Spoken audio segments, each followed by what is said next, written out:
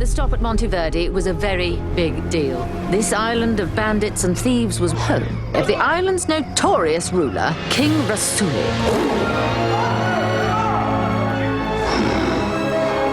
There are certain characters that, for whatever reason, I know them.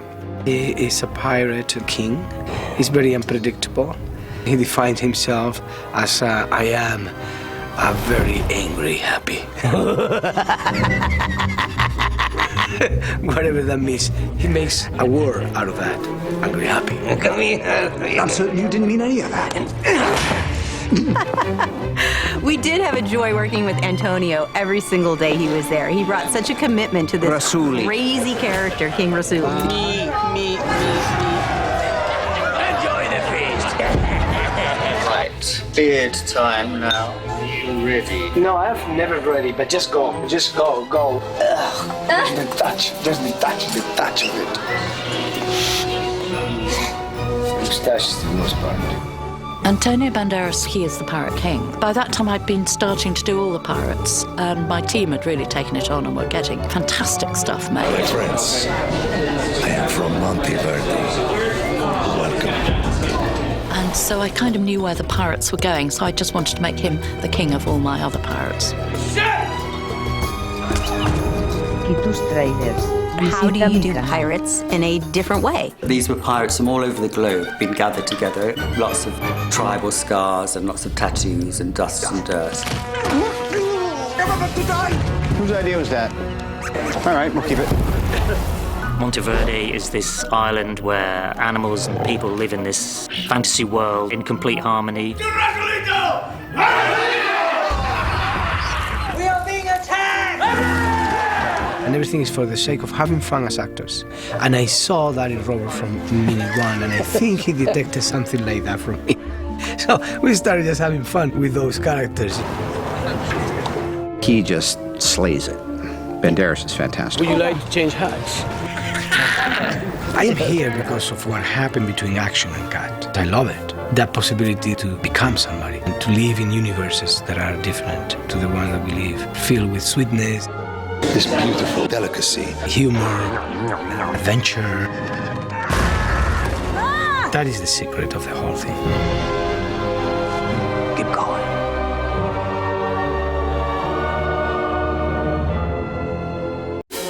This young fellow is Harry Collette, who plays the unwitting, fearless young adventurer Stubbins. He enlisted himself on the voyage, and I took the opportunity to impart a lesson or two on the young master.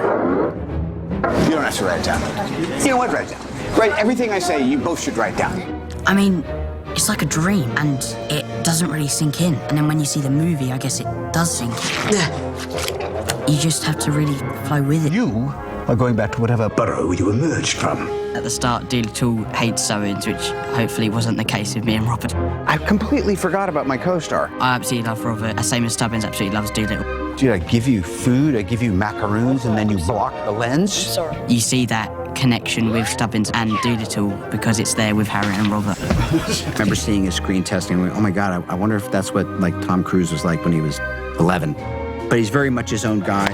He's just a really capable kid. And so my mentorship program to the next generation of actors continues. Board now, let's shoot. Lower. Accommodate the camera frame. There we are. Come on, dude, you knew it. So, I'm tired of your apologies. People always say, don't work with children and animals. Everyone's fired, and I quit. I think they had, and Robert Downey Jr. I so want to get this right. Practice. There's nothing you can get better at until you've done it more often, so don't worry about it. It's like surfing, which I know nothing about. And of course, this film, that's all there is. Throughout the shoot, Robert teaches me martial arts, which I really, really enjoy. Watch, by the end of it, he'll be giving me lessons.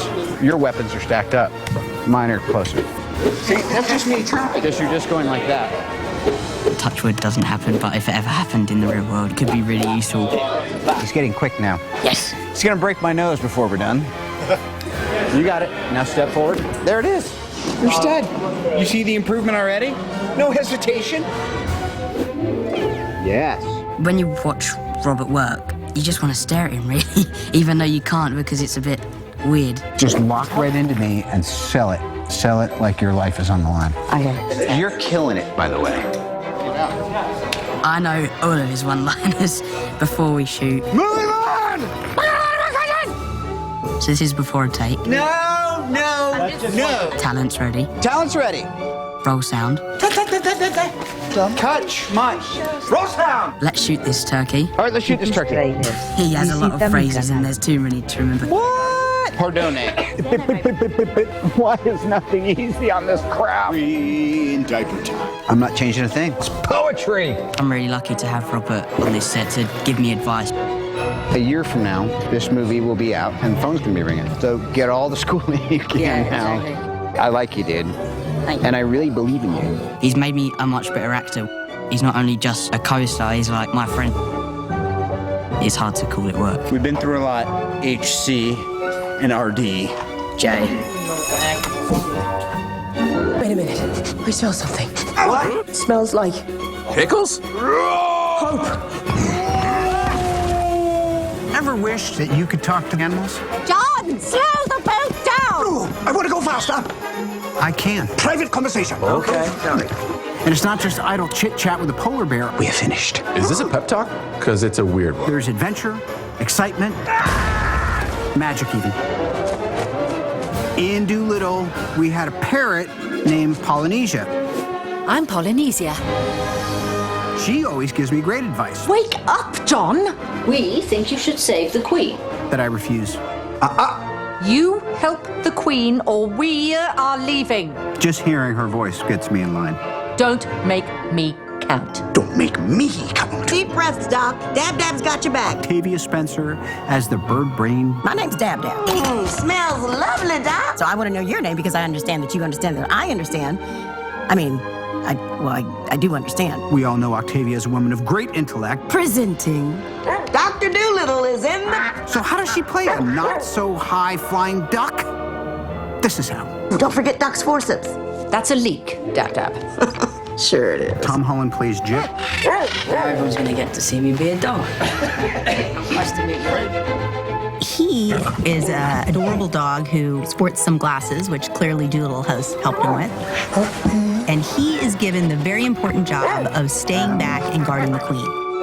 Right. Guard dog mode. Stand back, everyone, while I secure the perimeter.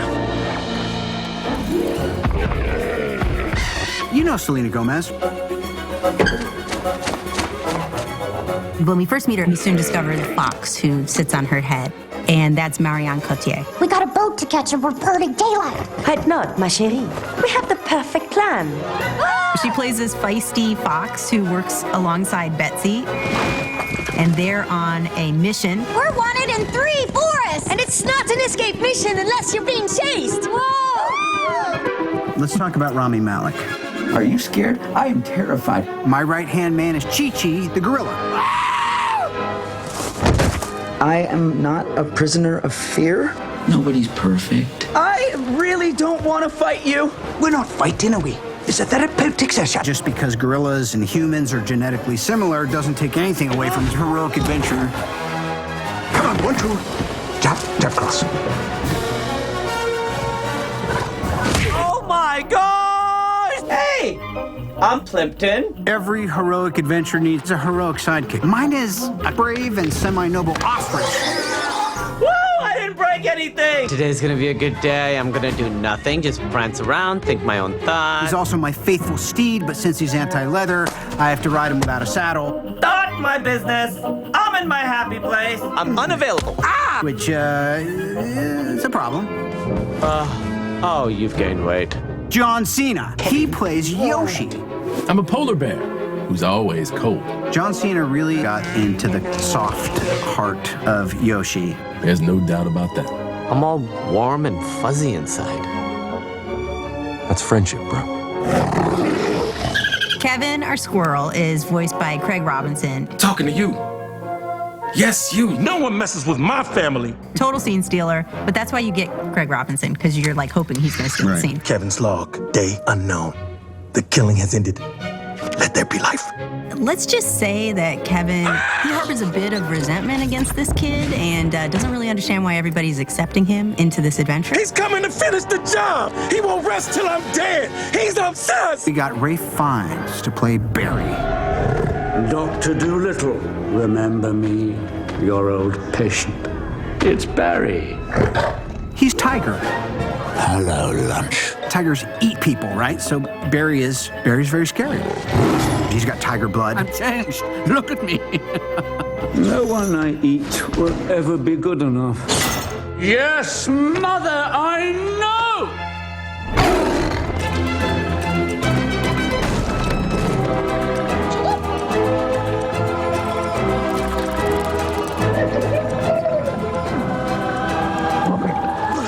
God, this has been a blast.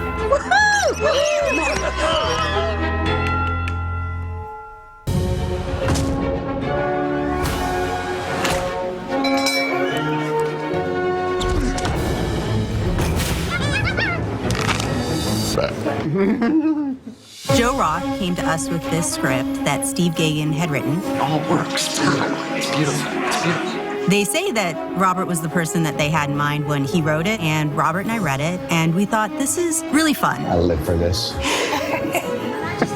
Oh, yeah! Well, all right. There was something about just the gentle, sweet adventure and the idea of communication and empathy. It's okay to be scared. I like the idea of a return to the kind of movie that I grew up watching when I was a kid. That's sweet. Robert is incredible. As he said one time, he's like, I was born to play this part, and I really think that's true. It's lightning in a bottle. I'm the only human here. In the beginning of the movie, when we find Dolittle, he's in recluse mode. So I wanted to think about the character that I'm creating is someone who has become a hermit and isolated himself. My patience is waning. I like it. Jeez, that's a spot. Yeah. I can keep this on for up to 11 seconds at a time. He's had it on since what, 10 a.m.? Tuesday, yeah. Oh, I'll put my beard on. Let's get you ready to go, honey. Let's clean him up. Nighty-night, We'll accompany you to Buckingham Palace, after all. It was some of the trippier costumes I've ever worn. I've worn some odd stuff. We wanted to do a departure from stuff that Jenny and I had done before and just be kind of a little weirder and a little like he's just grabbing things from places as he goes along, and there's disguises. He sent me a wonderful image of a Welsh doctor, 1835, who wore rather eccentric green velvet pixie outfits with sort of dagged bottoms of his trousers. I then try and put it into what scenes I think it would work for, and he takes it and does something completely different with it because he knows the character in a different way. We've no choice but to embark on this perilous journey. Robert Downey Jr. will always bring his own creativity. Clew up the sails and get my suit. Robert Downey, he's bringing that sense of empathy for life. You need this more than I do. Stories like this allows you to see a human perspective of other living creatures. And I think that Robert will carry that. The doctor is back! Hello there, little squid. You don't understand me, do you? That would be preposterous. Boot fly. I wasn't talking to the squid. Michael Sheen was our first and only thought for this character. History will remember me, but not for long. Michael Sheen brings such a dynamic performance to Mudfly. It's Mudfly. Mudfly. With an umlaut. Right off the bat, he's just someone who's so fun to work with. He's a pro, and also he kind of likes just entertaining himself. He would crack me up a lot. Oh, actually, no, that's still that line. Mudfly is the Queen's doctor, but I'm also part of the nefarious plot of Lord Badgley. You will be on the Britannia, making certain Dolittle never returns. Mudfly has a history with Dolittle. That right, Blaze will be cut. Still Blair. Mudfly has harbored ill feelings towards Dolittle for many, many years. Oh, it was like this at school. Lean in. I'm saying something interesting. I think at heart he's really jealous of Dolittle. I'm not obsessed with Dolittle. You're obsessed with Dolittle. You're the one obsessing about my obsession with Dolittle. He recognizes that Dolittle has a kind of wild, raw, natural ability that he lacks. Why is he here? Her Majesty has personally requested Dr. Dolittle. And I think for all his apparent hatred of Dolittle's spontaneity and chaos, I hate you. That's what I've come to. actually he's really envious of that kind of freedom that Dolittle has. Pay attention to this, Dolittle. So he's sort of turned that envy and that jealousy and that admiration, I suppose, I think, for Dolittle into a kind of burning desire to stop him and thwart him. I beat you. Have you been here before? It's a most unusual place. I'm prepared for anything. It's like a zoo in a house. It's what I would like a house to be if I had loads of animals. A lot of what we did was literally just trying to set up all these environments to house this motley crew of creatures. King's pawn to e4. It's not often that you're doing a living room set where you're saying, all right, now, wouldn't we have to make room for a polar bear to get in here? Where can the giraffe put her head in the window? And what's a comfortable place for a silverback gorilla to sleep?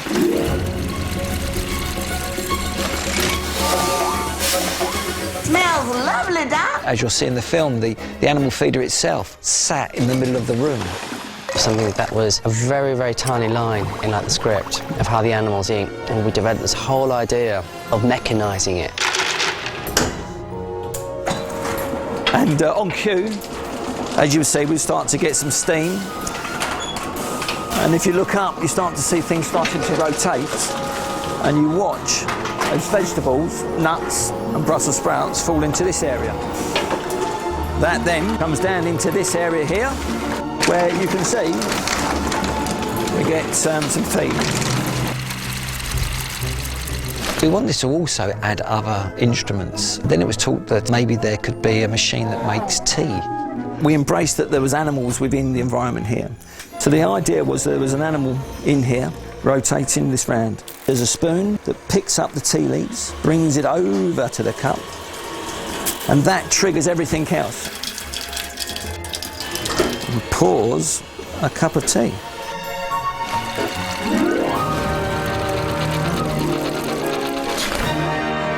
The animals have got to move around. Part of them moving around is that they have this route above. As you can see, there's a train here. And you can see in the bookshelves, you can see lots of ladders and steps. And that's where we say that they live. Kind of the classic thing of being on a roller coaster. So they'll put their arms in the air and they go down the big slope, and it's kind of fun thing that the mice do every night when they're going to have something to eat. How do they get up there? How do we move them around? Part of that way is to create a lift. And we've built 2 lifts. It's just perfect. There's a train track for the mice. How cool is that? There's elevators for the mice. Hey, Doc! Save some for us this time! We got a code red! Code red! Code red, everybody! The doctor is back!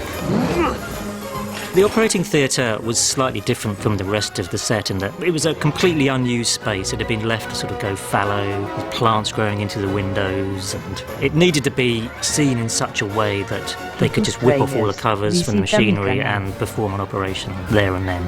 Don't worry, we got you, pal. This is the operating theatre, as you can see. This one here is the magnifying glass. Chi-Chi would be looking through over onto this operating theatre. In every operating theatre you need an anaesthesia machine. This was operated by Jip. Haven't done this in a while. Jip's paws would go on these 2 levers, and as they moved them up and down, that would start these 2 cylinders moving up and down. Dolittle's operating theatre. When you wake up, everything will be fine. Everything's slightly accentuated and everything's slightly strange, and it was just to try and get the feel of this busy, animal-centric, mad scientist world.